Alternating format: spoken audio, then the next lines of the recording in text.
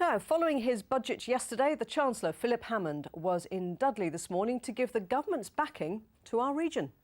You'll see more money being invested in road improvements across the Midlands. You'll see money being invested in skills. We've got a skills challenge fund for the West Midlands. This is not a one-off. This is part of a programme to galvanise this economy, to allow it to achieve its full potential, to realise its full potential and make the greatest possible contribution to Britain's future. Well, over the last 5 years, there's been much talk of the northern powerhouses. Manchester and Liverpool have pressed ahead with investment and new powers from central government. But now attention is turning to what's being called the Midlands engine. In a moment, we'll find out exactly where the promised money will be going. But first, Elizabeth Glinker has been taking a closer look at what it all means from the driving seat of a different sort of engine. Once upon a time, it was all about the northern powerhouse, but now, well, the Midlands engine is making itself heard. Although what it actually means isn't exactly clear to most of us. If I said Midlands engine, would you know what I was talking about? No. No. No.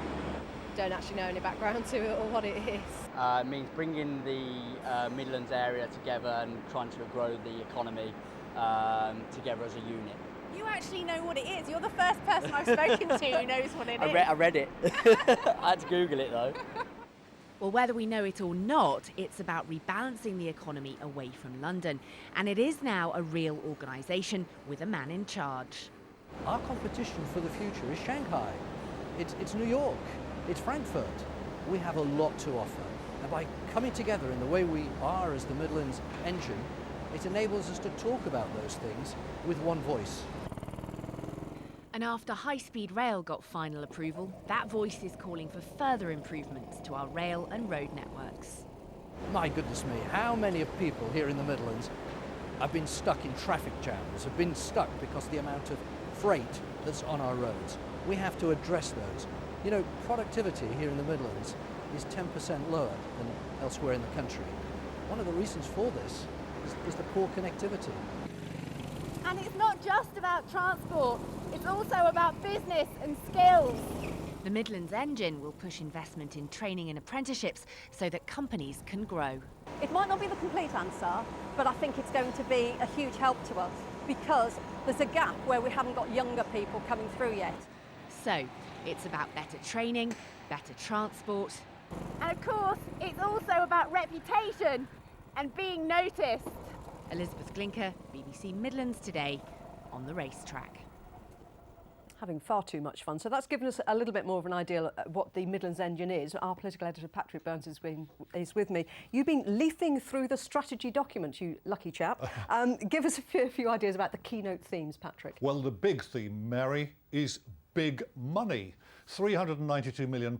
It comes in the growth fund. That's been announced already. For the first time now, the Chancellor is detailing what exactly it'll be spent on. Now, the headlines are transport, skills and productivity, which he admitted yesterday remains weak here.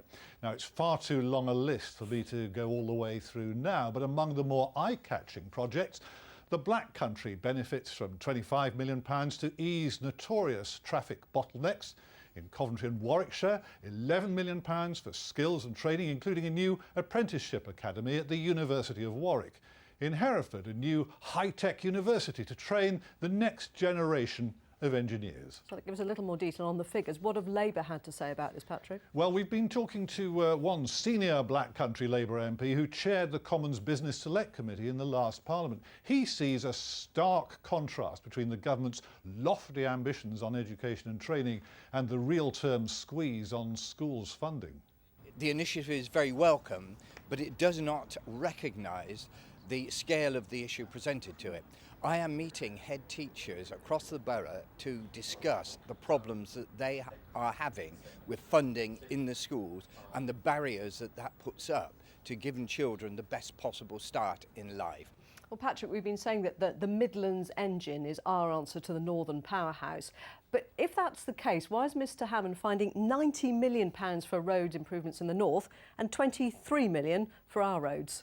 Yeah, well, the accountancy Ernst & Young say that proved once and for all that the government still favoured the Northern Powerhouse. But the Chancellor told us our £23 million was specifically for pinch points. There's more money than that coming here for other transport projects. So it's a misleading comparison, he says. OK, well, we've got a good idea now what the Midlands engine is. But what about the geography? Can you just clarify where the Midlands is in this case? It's a bigger but looser arrangement than the new combined authority, which is about to have an elected mayor. Nearly 40 local councils from the Welsh border to Lincolnshire are collaborating with business, universities, cultural communities, and the big idea to get them working together so we have a stronger identity, can punch our full weight, and frankly will no longer be dismissed as just that bit in the middle. Heaven forfend. Patrick, thank you very much indeed for that. Thank you for joining